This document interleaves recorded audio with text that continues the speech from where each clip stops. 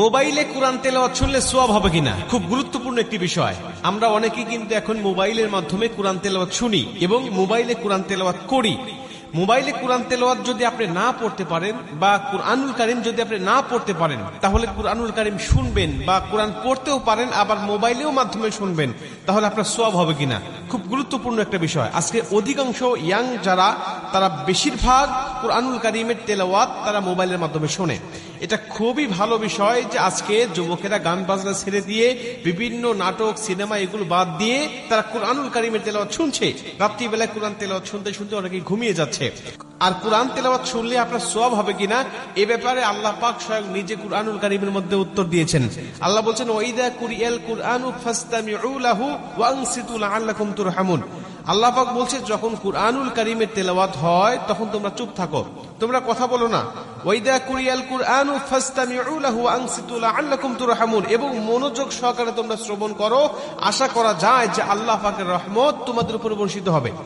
আল্লাহর কোরআন আপনি শুনবেন মোবাইলের মাধ্যমে হোক আর কারো কণ্ঠে হোক আর সামনাসামনি হোক, আপনি যখনই কুরআনুল কারীমের তেলাওয়াত শুনতেছেন তখনই আল্লাহ আপনার উপরে রহমতের বাড়ি ধারা বর্ষণ করছেন।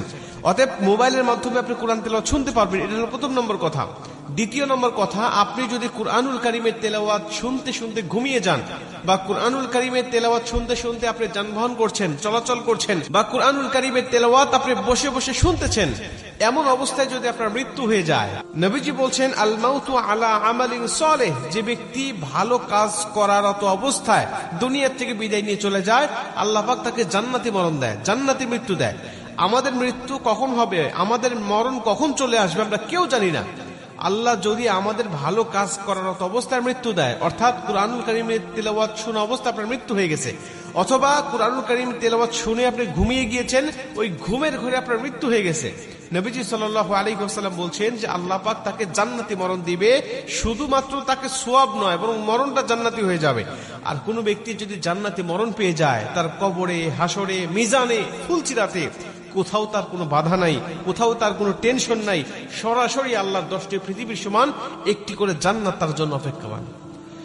মুসলমান ভাইরা আমার, এজন্য আল্লাহ পাকের কুরআনুল কারীমের তেলাওয়াত আপনি করবেন। যদি কুরআনুল কারীমের তেলাওয়াত করার পাশাপাশি কুরআনুল কারীমের তেলাওয়াত আপনি শুনতে চান, তাহলে অবশ্যই আপনি কুরআনুল কারীমের তেলাওয়াত আপনি শুনতে পারবেন।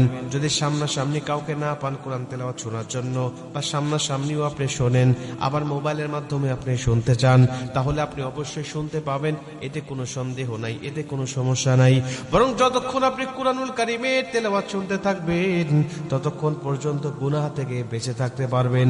এবং যতক্ষণ কুরআনুল কারীমের তেলাওয়াত আপনি শুনবেন, ততক্ষণ পর্যন্ত আপনার আমলনামায় ফেরেশতারা সওয়াবগুলোই লিখতে থাকবে।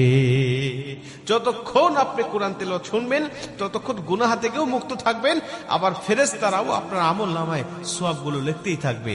শুধুমাত্র তাই নয়, আল্লাহ পাক বলছে তার উপরে রহমতের বাড়ি ধারা বর্ষণ হয়। আল্লাহ পাকের রহমতের বাড়ি ধারা যদি আপনার উপরে বর্ষণ হয়, আপনার কোনো চিন্তা থাকবে না, ডিপ্রেশন থাকবে না, টেনশন থাকবে না। দুনিয়ার জমিনে আপনিই হবেন একমাত্র সুখী মানব, দুনিয়ার জমিনে আপনিই হবেন একমাত্র সবচাইতে সুখী মানব। অতএব কুরআনুল কারীমের তেলাওয়াত যে ব্যক্তি যত বেশি শুনবে, আল্লাহ তার উপরে তত বেশি রহমত নাজিল করবে, তার সওয়াবের পাল্লা তত বেশি ভারী হবে এবং সে পাপ থেকে তত বিরত থাকবে। এজন্য কুরআনুল কারীমের তেলাওয়াত, সেটা মোবাইলে হোক আর কারো সামনাসামনি হোক, যত শুনবেন তত ভালো, যত পড়বেন তত ভালো। আল্লাহ অবশ্যই আমাদের যেন বেশি বেশি কোরআন শোনার তৌফিক যেন দান করে।